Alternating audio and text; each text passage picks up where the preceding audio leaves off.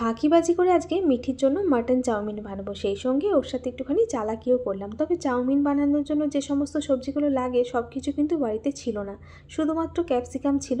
আর বাকি সবজিগুলো গাজর আনতে বলতে একদম ভুলে গেছিলাম, শুধুমাত্র ক্যাপসিকামই আনতে বলেছিলাম। ওর বাবা বিকালবেলায় মিঠিকে টিউশনে দিতে গেল, তখন বলেছিলাম যে আসার সময় একটা ক্যাপসিকাম আনো, তো গাজরের কথা বলতে একদমই ভুলে গেছি।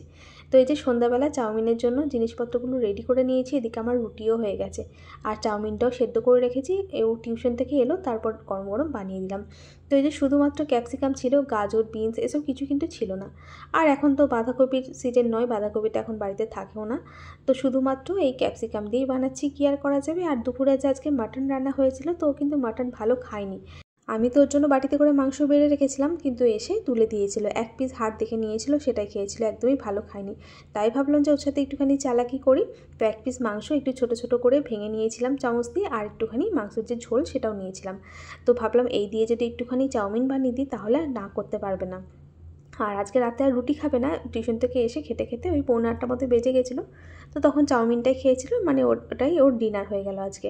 তো এই যে শুধু যেহেতু বাড়িতে সবজির মধ্যে ক্যাপসিকাম আছে, তো ক্যাপসিকাম দিয়েই বানাচ্ছি। একটুখানি চীনাবাদামটা ভেজে তুলে নিলাম, তারপর ক্যাপসিকামটা ভেজে আর সেদ্ধ করে রাখা চাউমিন দিয়ে দিলাম, একটুখানি গোলমরিচ সেদ্ধ করে রেখেছিলাম সেটা দিয়ে দিলাম, আর সসগুলো মিশিয়ে রেখেছিলাম একটুখানি জল দিয়ে, সেগুলোও দিয়ে দিলাম।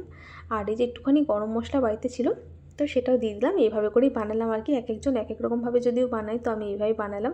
সেই সঙ্গে মাংসটাও দিয়ে দিলাম। তারপর এই যে একটু সময় নিয়ে ভালো করে একটুখানি ভাজা ভাজা করে দিচ্ছি। আর যখন এই চাউমিনটা বানাচ্ছিলাম না, এত সুন্দর গন্ধ আসছিলো না, কি বলবো, দারুণ সুন্দর একটা গন্ধ আসছিলো। তো এইভাবে বানিয়ে দিয়েছিলাম। তারপর যখন ওর মুখে এক চামচ দিলাম যে খেয়ে দেখ, তখনই ও বুঝতে পেরেছে মাংসের টুকরো পড়েছে, যে এর মধ্যে তুমি মাটন দিয়েছো। আমি না, দেখ কী সুন্দর হয়েছে না খেতে, বল।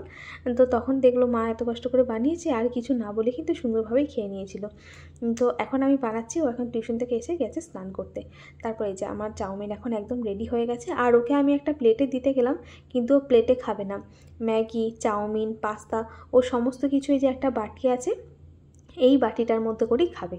এই যে বাটির মধ্যে দিয়ে দিয়েছে। আর পেঁয়াজ কুচিটা নিজেই করেছে, দেখুন না কি বড় বড় করে পেঁয়াজ কুচি করেছে। আর আগের দিন যে বলছিলাম না ও লেবু খেতে ভালোবাসে, সব জিনিসেই প্রায় লেবু খায়। তো এই যে চাউমিনের মধ্যে দেখুন আমি তো দিয়ে দিলাম, তারপর ও আবার এর মধ্যে এখন লেবু চিপে তারপর খাবে। খেতে মোটামুটি খারাপ লাগছিল না, ভালোই লাগছিল। তো ও যে খেয়েছে সেটাই ভালো, তবে পুরোটা খায়নি, লাস্টে একটু রেখে দিয়েছিল, ওর বাবা লাস্টে খেয়ে নিল।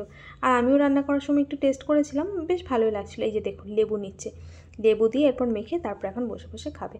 আর এদিকে আমার তো রাতে রুটি হয়ে গেছে, আর দিনেকার মাংস আছে, রুটি আর মাংস রাত্রে।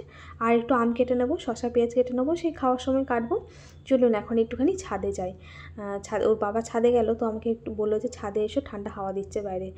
চলুন এবার ছাদ থেকে একটুখানি ঘুরে আসি। মিটিকে তো খাবার দেওয়া হয়ে গেল, ওকে সেই রাত্রের বেলায় আমরা যখন খাবো তখন একটা আম কেটে দিয়েছিলাম, বলেছিলাম যে তখন একটা আম খাবি, বললো ঠিক আছে। তো এই যে আমরা ছাদে বসেছিলাম, বসে বসে কি সুন্দর চাঁদটা দেখুন, দেখতে দেখতে ওর বাবাকে বললাম যে একটুখানি ভিডিও তোলো, তো কী সুন্দর লাগছে দেখতে। তো চলুন বন্ধুরা, সবাই ভালো থাকবেন, সুস্থ থাকবেন, দেখা হবে নতুন ভিডিওর সাথে। এখনকার মতো টাটা।